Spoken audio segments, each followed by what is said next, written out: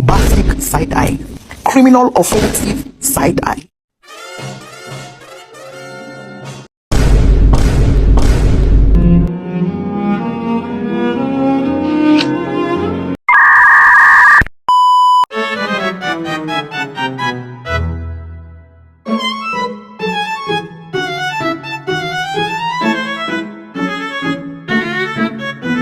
Assalamualaikum warahmatullahi wabarakatuh. Salam sejahtera untuk kita semua. Pada kesempatan kali ini saya akan mempresentasikan materi mengenai kebijakan publik. Materi ini mencakup 3 hal utama, yaitu pengertian kebijakan publik, tahapan dalam proses pembuatan kebijakan publik, serta aktor dan pemangku kepentingan yang terlibat dalam pembuatannya. Mengapa topik ini penting? Karena kebijakan publik menyangkut kepentingan kita semua.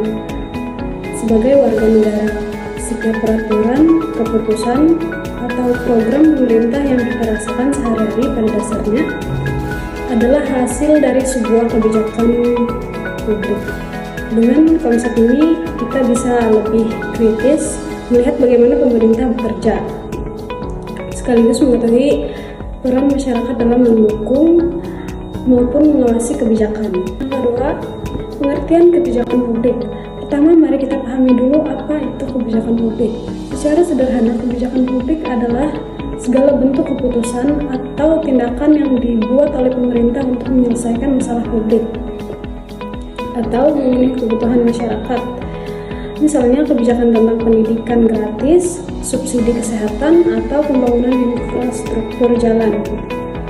Menurut Thomas R. Dye, seorang ahli kebijakan publik adalah what government chose to do or not to do, artinya apa yang dipilih pemerintah untuk dilakukan maupun secara tidak dilakukan.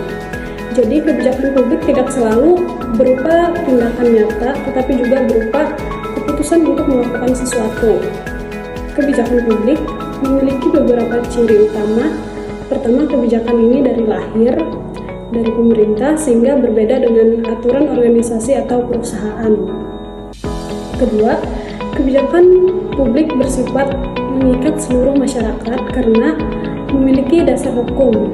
Yang ketiga, tujuan utama adalah untuk kepentingan umum, bukan untuk kepentingan individu atau kelompok tertentu. Dengan kata lain, kebijakan publik adalah instrumen negara untuk menghadirkan solusi atas persoalan masyarakat, sekaligus menjaga keteraturan sosial dan meningkatkan kesejahteraan. Tahapan pembuatan kebijakan publik. Selanjutnya kita masuk ke bagian yang cukup penting, yaitu tahapan pembuatan kebijakan publik. Proses ini biasanya disebut dengan policy cycle, yang menggambarkan langkah-langkah sistematis dari awal sampai akhir. Ada 5 tahap utama yang bisa kita perhatikan. Tahap pertama adalah identifikasi masalah. Pada tahap ini, pemerintah berusaha mengenali dan mengidentifikasi persoalan yang sedang dihadapi masyarakat. Tidak semua masalah bisa langsung menjadi agenda kebijakan. Hanya masalah yang dianggap penting, mendesak, dan berpengaruh luas biasanya diprioritaskan. Misalnya, tingginya angka pengangguran, meningkatkan polusi udara, atau kurangnya akses layanan kesehatan di daerah terpencil. Tahap kedua adalah formulasi kebijakan. Setelah masalah diidentifikasi, langkah berikutnya adalah merumuskan alternatif solusi. Dalam tahap ini, para perancang kebijakan akan mengkaji berbagai kemungkinan, menghitung biaya dan manfaat, serta mempertimbangkan dampak jangka panjang. Misalnya untuk mengatasi pengangguran, apakah solusinya pelatihan kerja, penciptaan lapangan kerja baru, atau pemberian kredit usaha rakyat? Tahap ketiga adalah adopsi kebijakan. Pada tahap ini, dari sekian banyak alternatif yang sudah diformulasikan, dipilih satu atau beberapa opsi yang dianggap paling tepat. Adopsi biasanya dilakukan oleh lembaga yang memiliki wewenang, seperti Presiden, DPR, Kementerian, atau pemerintah daerah. Tahap ini sering melibatkan proses politik lobby, bahkan tarik ulur kepentingan. Tahap keempat adalah implementasi kebijakan. Inilah tahap di mana kebijakan benar-benar dijalankan di lapangan. Implementasi dilakukan oleh birokrasi aparat pemerintah, misalnya kementerian teknis, dinas daerah, atau lembaga pelaksana. Dalam tahap ini, masyarakat mulai merasakan dampak nyata dari kebijakan. Contoh, ketika program bantuan sosial disalurkan kepada warga yang membutuhkan. Tahap kelima adalah evaluasi kebijakan. Tahap terakhir ini bertujuan menilai sejauh mana kebijakan yang dilaksanakan sudah efektif, efisien, dan sesuai tujuan awal. Evaluasi sangat penting untuk memperbaiki kebijakan di masa mendatang.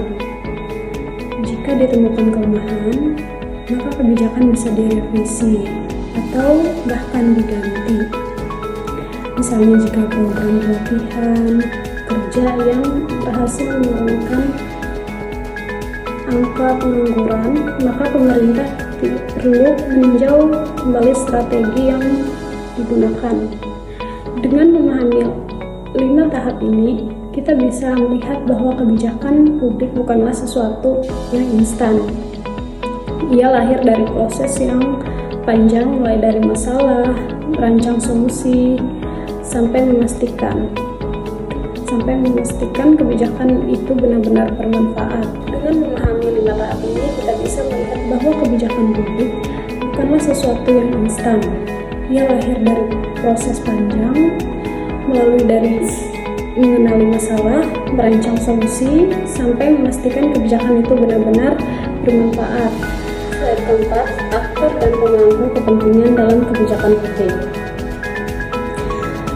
Selain melalui tahapan tertentu, kebijakan publik juga melibatkan banyak aktor atau pemangku kepentingan. Tidak hanya pemerintah, tapi juga pihak lain yang memiliki kepentingan dalam prosesnya. Dari sisi aktor pemerintah, ada presiden sebagai pemegang kekuasaan eksekutif, DPR sebagai pembuat undang-undang, kementerian dan lembaga negara menjalankan kebijakan, serta pemerintah daerah yang melaksanakan kebijakan sesuai kewenangannya. Dari sisi aktor non-pemerintah, ada partai politik yang sering mendorong agenda tertentu, organisasi masyarakat sipil atau LSM yang memperjuangkan aspirasi kelompok, media massa yang berfungsi membentuk opini publik, serta akademisi yang memberikan penelitian atau rekomendasi berbasis kajian ilmiah. Selain itu, sektor swasta juga sering terlibat, misalnya dalam bentuk investasi, kemitraan, atau tanggung jawab sosial perusahaan. Dan yang paling penting adalah masyarakat itu sendiri. Sebagai penerima manfaat, masyarakat memiliki suara yang bisa disampaikan melalui musyawarah, demonstrasi, atau partisipasi langsung dalam penyusunan kebijakan. Interaksi antara aktor bisa sangat kompleks, kadang berjalan harmonis, tetapi tidak jarang juga terjadi konflik kepentingan. Misalnya pemerintah ingin mendorong pembangunan infrastruktur, tetapi masyarakat adat menolak karena khawatir tanah wilayah mereka terganggu. Dari sini kita melihat bahwa kebijakan publik tidak hanya soal teknis, tetapi juga soal politik, sosial, dan budaya. Sebagai penutup, mari kita simpulkan kembali.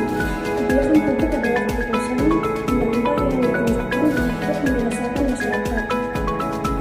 Proses pembuatannya berlangsung melalui 5 tahap: identifikasi masalah, formulasi, adopsi, implementasi, dan evaluasi.